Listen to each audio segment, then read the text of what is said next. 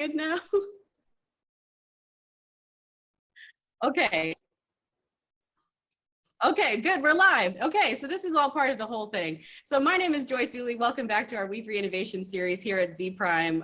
Today we are joined by Dave Elliott, Director at Indepen, as well as George Hunt, Smart Energy Water's Chief Strategy Officer and General Manager. We're going to be diving into, as customer demands evolve, how utilities are preparing to meet them. And with that, I will pass the torch over to George. George. Thanks very much, Joyce. So welcome everybody. Good morning, good afternoon, or good evening, depending on where you're listening from. First of all, what a treat this is. I'm going to get the chance now to talk to somebody that I've known and respected for many years, somebody that's been at the forefront of driving innovation and thought leadership in the utilities sector, promoting real change on behalf of change and transformation on behalf of customers, consumers, citizens, and communities, and also the environment through innovative market models and also progressive regulation. So first of all, let me introduce Dave Elliott, a friend and colleague of many years. I'm going to let Dave introduce himself in just a moment, but I'm going to start off by embarrassing him with this amazing career he's had. So Dave has had 30 years experience in utilities, primarily in the water industry, at all levels, including 10 years as an executive director at Wessex Water. Prior to joining Indepen, his current role in May 2020, he worked for Wessex Water for 19 years, holding the roles of Executive Director for Assets and the Environment, Group Director for Strategy and New Markets, and also Group Chief Innovation Officer, helping Wessex Water migrate to a modern and agile water service provider based on an open system model that enabled the company to deliver great customer value and also enhance environmental stewardship. On a more personal level, Dave is a systems thinker. He has a particular interest and experience in how resource markets, through the use of new digitally enabled business models, can encourage better system design. And one of the key areas of specialization is how natural resource capital can contribute to some of our societal and environmental issues today, and also how customers as prosumers and also as communities can contribute collaboratively to better, more sustainable outcomes. Added to this, Dave has a huge amount of experience with disruptive startup companies, including being the founder of N-Trade, which is a Wessex Water award-winning business created as an online market for nature-based solutions. This offered a new deal for the natural environment and enabled farmers, communities, and businesses to collaborate on investments, all that collectively improved environmental and societal outcomes, including net zero carbon catchment management, flood risk management, to name just a few. Continuing the disruptive startup theme, Dave has also served as a non-executive director at Flipper, which is an energy auto switching platform, and also a non-executive director of Albion Water, an independent water and sewage provider focused on youth housing developments.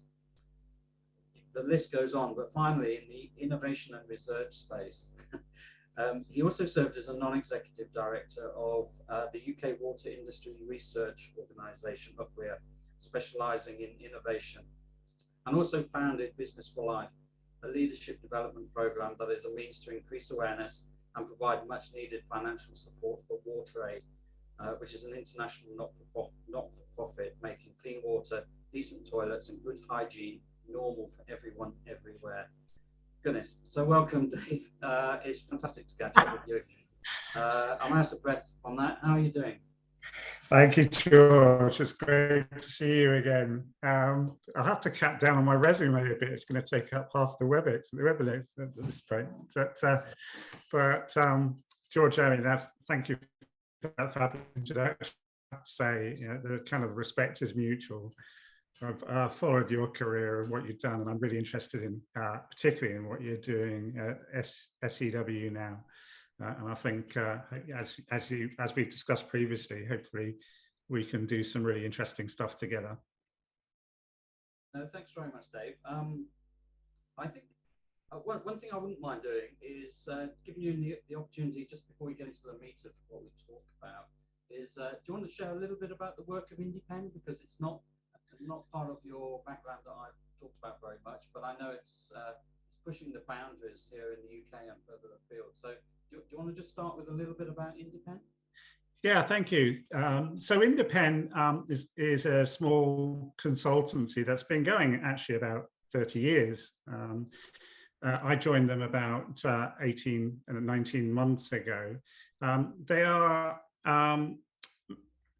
what would be traditionally known as management consultants, but they work in a space which is peculiar to the regulated industries and peculiar to monopolies, to try and find better ways of delivering outcomes in regulated utilities and better regulation.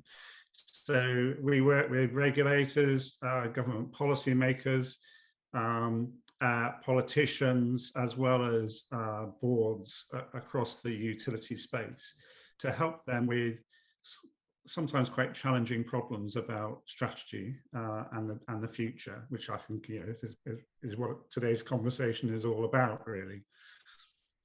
I think that's great.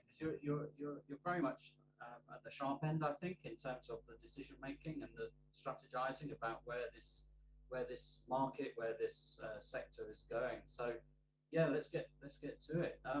When we spoke about this session and we said what do we think would be interesting topics to talk about, we generally came up with 3 ideas that we'll weave into today. The first one was, if we look at ourselves as on a personal or a professional level, how can we contribute as environmentally conscious or resource savvy citizens to the future of this market? What is our role in addressing some of the challenges of energy and water going forward? That would be the first one. The second one is, we thought we would talk a little bit about your ideas and our collective discussions around future business models for regulated markets for utilities, but also the role of digital platform enablement. And we introduced this idea of a concierge model, which we'll get into in a moment as to what that's about.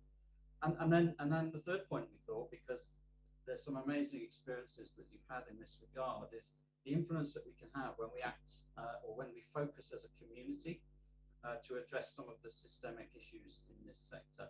So rather than focusing it on point solutions, is if we all work together, we all collaborate, and we don't leave anybody behind, how can we collectively address things that are worrying us about how the future is? So 3 fantastic topics, and then the context to all of this is obviously the hyper connectivity that we now see, with every asset being connected to every person, every device, and whole connectivity around the whole environment.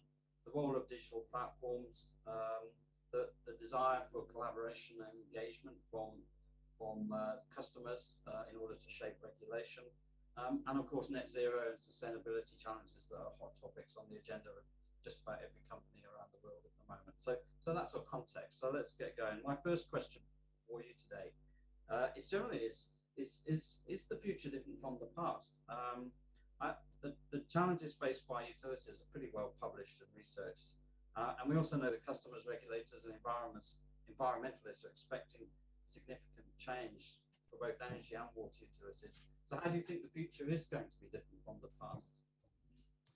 Well, there's some very obvious challenges we've got in the future, not least climate change. And actually, I think in the UK, we're believed to be consuming at a rate of 2 planets at the moment. So, if you applied that rate of consumption across the whole world, we'd be burning through resources massively. And these are 2 planets and natural resources which are to some degree finite.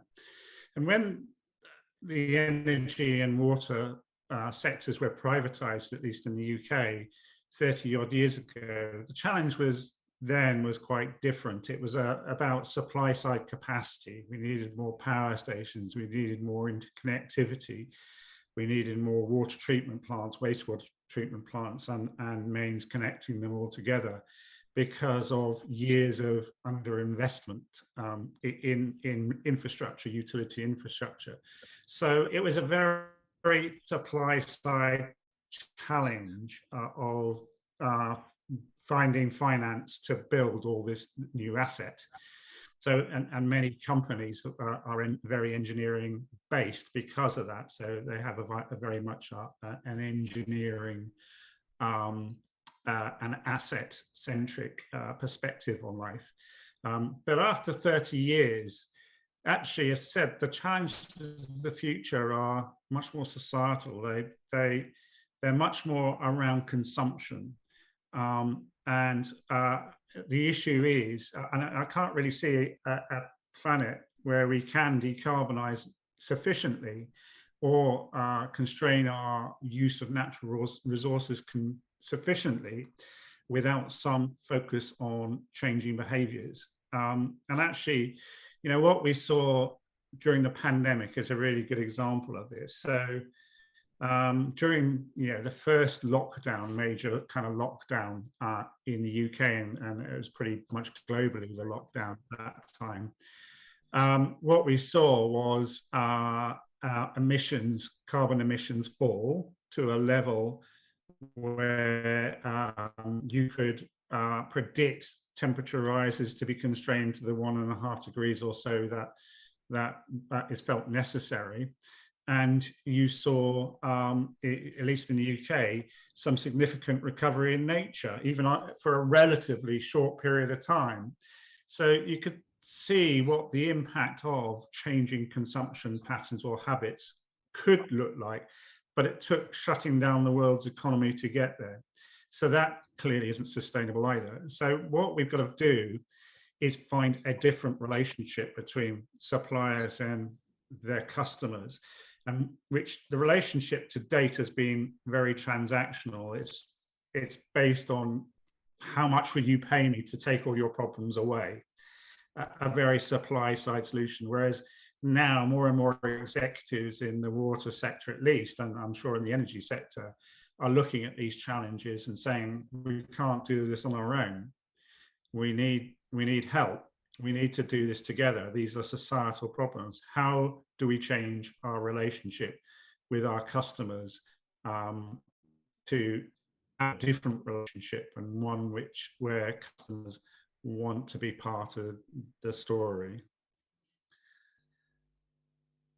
Sorry, keep going. Well, so I think on that basis, then you're actually starting to say, well, how do we treat customers differently? So, as I said, in the past, it was very transactional. And when you actually try and deal with a customer on a one-to-one basis, so particularly in water and sewage, you can ask them what levels of leakage are acceptable to them, what levels of risk are acceptable to them, how many outages would they expect to see. And they'll give you answers, but you're not really you're engaging them with at quite a superficial level. And actually, a lot of these things are now becoming of greater interest to customers themselves. So customers don't generally act as individuals, they act within communities, because communities themselves are great drivers of conformity. They're communities, and I don't mean communities just in the geographical sense. I mean a community of farmers, a community of businessmen, a community of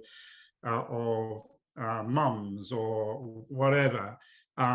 They all have some sort of common purpose and common views and common beliefs around them.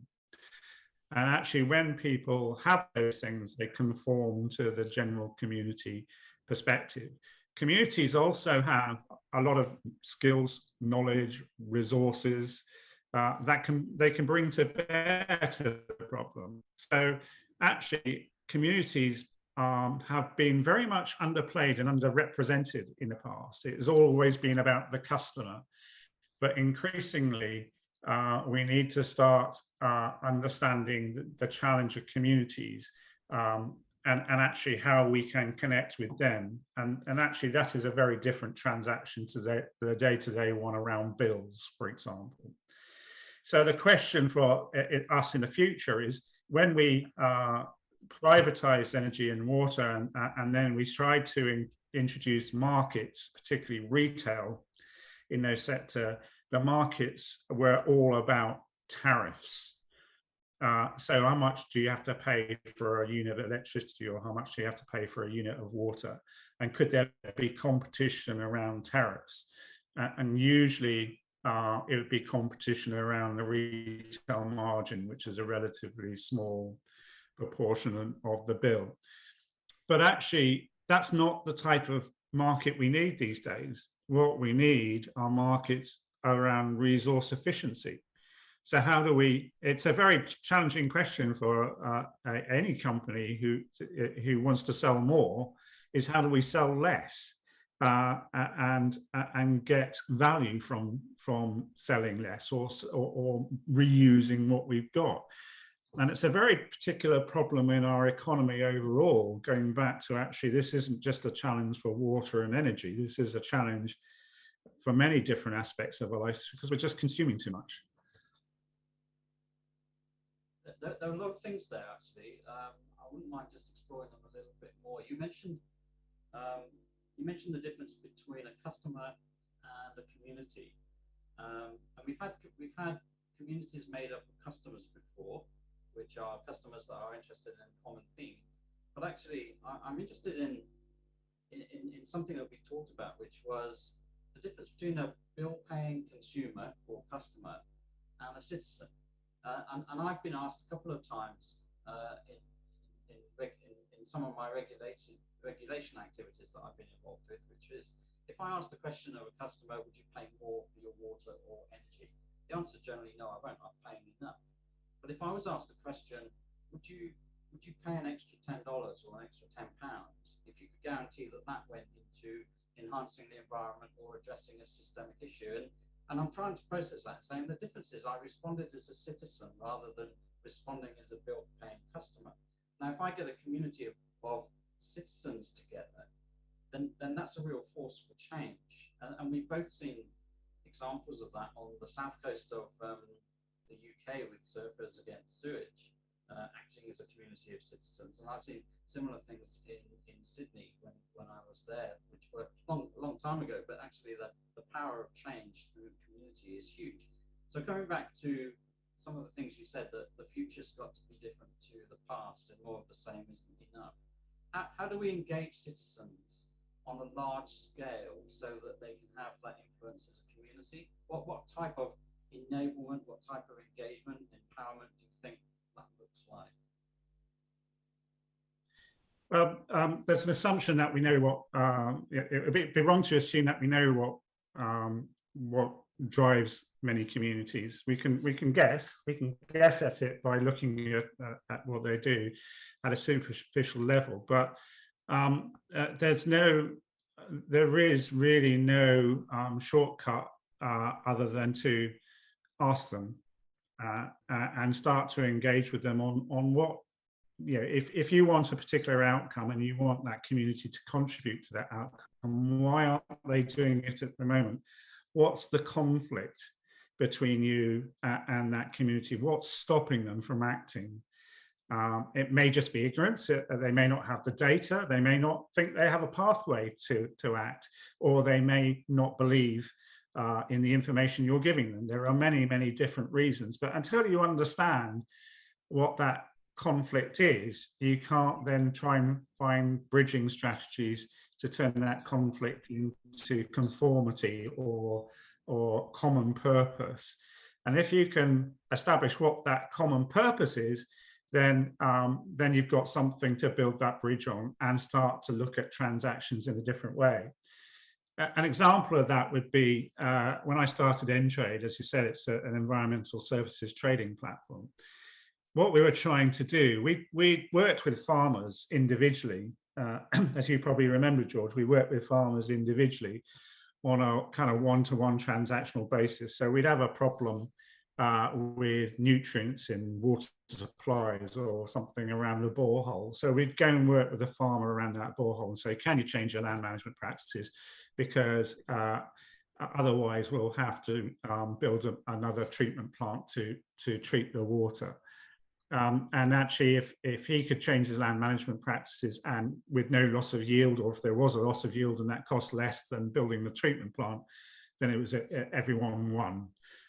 When but what I was trying to do was to see, well, actually, water quality is a problem across the whole river, not just around one borehole.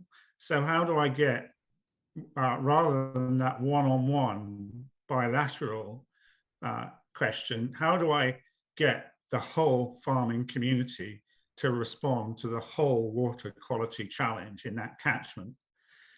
Was so the one-to-many kind of transaction. And that's what Entrade was created for. So, we exposed the problem. We gave information about the problem, that there was too many nutrients in this case, Poole Harbour, which is a slightly smaller harbour than Sydney Harbour, but nonetheless. What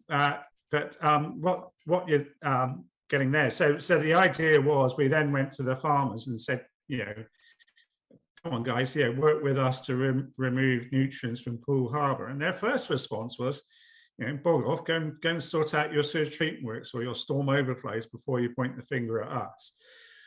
But actually, when we sat down and worked out what the value of that transaction could be, why they could add greater value to achieving the problem than we could, and we were happy to offset. If they could do it cheaper than us, we were happy to pay them for that value created. Then it started down a different conversation, which was, okay, how much is it worth to us as farmers to be persuaded to do that? So they were setting the objectives for their involvement, not the sort of usual supply side setting the objectives. And what that meant was that we had a kind of robust solution for where that community were broadly engaged with providing the problem. Now, the curious thing about markets and information discovery like that was, all I wanted to solve was a water quality problem. The response I got back solved a whole, because it changed land management practices, improved biodiversity, increased carbon sequestration, reduced soil erosion, rather than us building a tertiary treatment plant and a water treatment plant, a wastewater treatment plant, which would have consumed much more carbon and cost up to nearly 100 times the price that we paid farming to change their land management practices. So the cost differential between them doing it and the water company doing it was massive, and the value proposition to everyone was better if the farming community did it rather than us. That was all a discovery process by starting the negotiation, not assuming that we were the price makers. We needed to understand what what would be seen as value to them in this proposition. So, and actually, my biggest, I think, the thing I'm most proud about, apart from what that achieved, but actually what I'm more proud about, is the fact that by the end of that, farmers were going to other farmers and saying, you need to get involved with this scheme. Come on, conform. It's this idea that communities drive conformity. So me as a company no longer had to transact one-to-one. I could transact me to one community, which was a mass of individuals, and it was growing on its own, all around a common purpose. And it was really taking the learning from that is how do you create that platform of the connected, as I kind of call it, which is actually saying, well, what we now need with those connected communities is to segment them into communities which could have common purpose with what we're trying to achieve.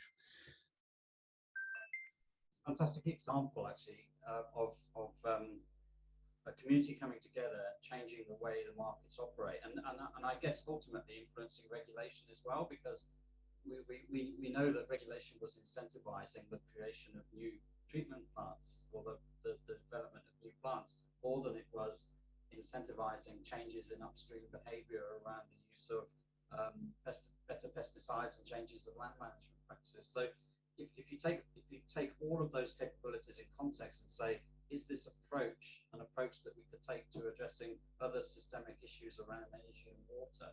I think one of the fundamentals in what you described was a platform for engagement, and we could call it all sorts of things, but actually it's a place to go to find insights, to find means of acting or empowered services where you can introduce other people, you can self-serve what you want to do, you can start to influence communities, etc. Tell us a little bit about your thoughts on, and we're touching on this idea of the concierge model, the one place to go where you can do everything. I wouldn't mind talking a little bit about that in terms of just the time that we've got. Yeah, sure. So I picked up this wonderful phrase, actually, this wonderful quote from the Financial Times about 5 or 6 years ago, 2016, I think it was. It was the secret to success in the 20th century was through owning the means of production. The opportunities today come from owning the means of connection.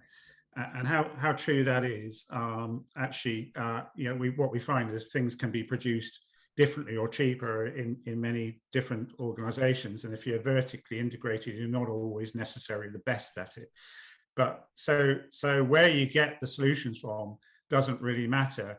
What you really want is to build that community which engages with that solution.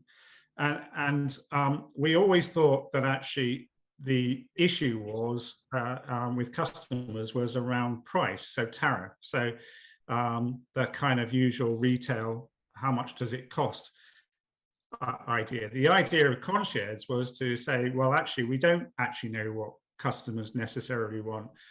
But what if we gave them a platform where they could express that idea? So rather than energy companies and new water companies and telecoms companies and stuff, all trying to sell different deals to the customer and coming up with different propositions, the customer could come up with their own proposition and says, I'm interested in a better nature. I'm interested in reducing carbon emissions.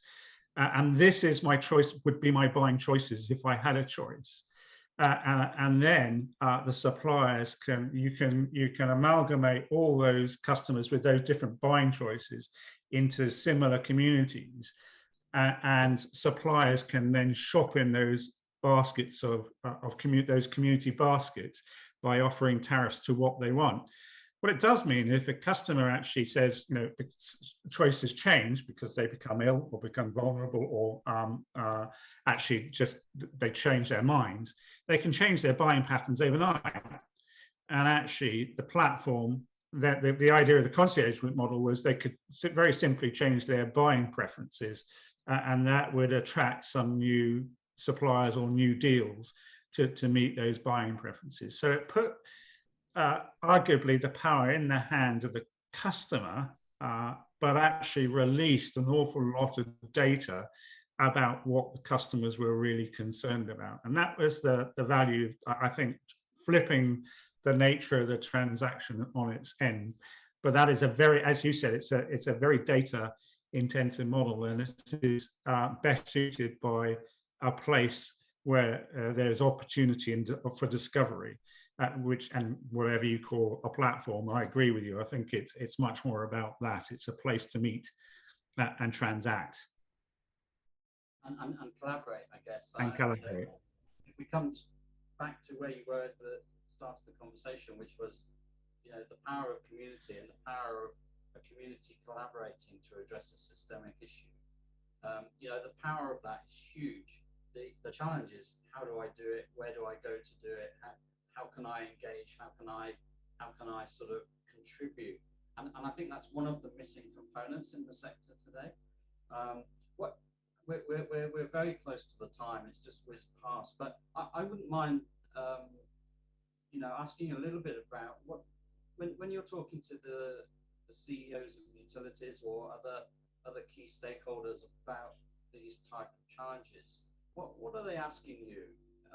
What are they looking for in the advice that you're giving them, and how are they sort of engaging with you in order to sort of explore the possibilities? What sort of things are they saying? pretty much what you just raised as the challenges, and actually, what are my first steps? What do I do next?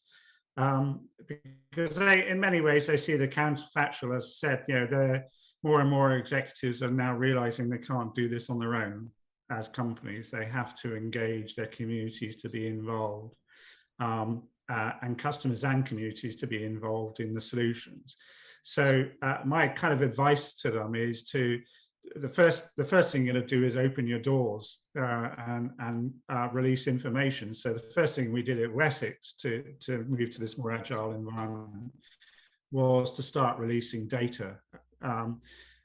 It's a bit like the Red Hat model in Linux. You kind of almost give away your information for free, on the basis that these communities can use that information and turn it around in a different way than you'd even ever thought of.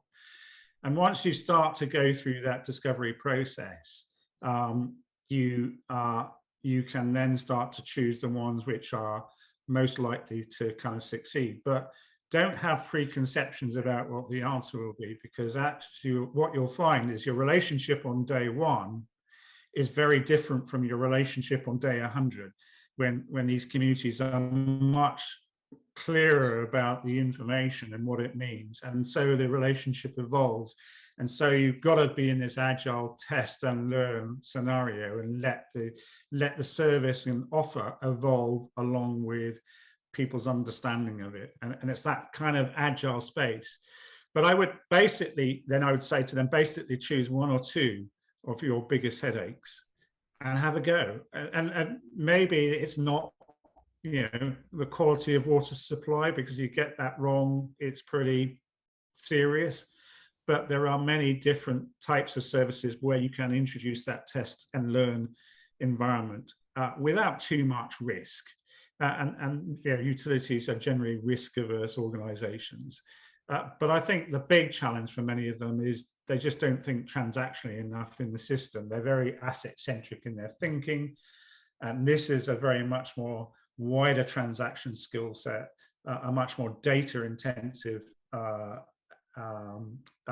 process than they generally currently have within their companies. And it does require, maybe it happens around the edge of what they do, but it does require some board commitment to making it happen. Otherwise, nothing will ever change. So do you think? So let's closing question for you, if that's all right. Are they capable of? Do you think utilities? I think the answer will be some are, some aren't. But do you think utilities are capable of disrupting themselves to this extent and changing their philosophy from what might have been assets and service resilience to resources and citizen engagement or community engagement, and changing the whole model of putting the citizen at the heart rather than putting even the customer or the asset at the heart? Do you think they're capable, or so can they be the disruptor, or do they have to be disrupted in order for us to address the things we need to address in the time frames we have? That's a really, really good question. These are generally monopolies. They're regulated monopolies. So they don't feel the market pressures in the same way that heavily competitive markets where you have to compete to survive. And even in traditional markets, you've seen many big monopolies fail to keep pace with innovation. Kodak, for example, IBM in the early days, I think IBM kind of evolved, but some of these big companies, household names in the past, either don't exist. In the 30 years since water has privatized, 76% of the FTSE 100 companies have disappeared or changed considerably.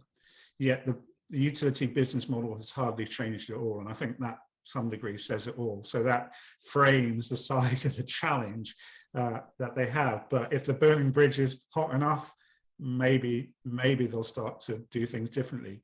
It does require them to think in a service way. They may not be able to do it to themselves. So why don't they work with other companies in the system to help them do it? and find a value transaction between them. That might be a more effective way than trying to change the organization from within. Well, a fantastic note to end on. Thank you so much, Dave. It's been a real treat catching up with you, and we needed much more time than we've had because there's so much to talk With about. the case. So much more that we could sort of dive into this fascinating area. Just before I hand back to Joyce, if people are interested in hearing a little bit more about some of your ideas, can they contact you via LinkedIn or via another mechanism? Because I'm sure some of our listeners would say, I want to know a little bit more about what Dave was saying. Yeah, of course. LinkedIn is probably the easiest way to connect with me quickly and ask a few. I'm assuming there's not going to be a flood of questions, so I'm glibly offering my time on LinkedIn to anyone who's listening who wants to connect or keep the discussion going. Happy to take the discussion offline. We can carry on social media or in another way. Happy to do it as anyone wants. Yeah. Fantastic. So thanks, Dave. It's been a real pleasure. Thank you, George. Your time. And, equally. I think on that note, I'll hand back to Joyce. Thank you so much, George and Dave. This was a really insightful conversation. I'm so glad that you all were able to join us today. Please be sure to tune into next week's We3 Innovation Series. And with that, we hope you have a fantastic rest of your day.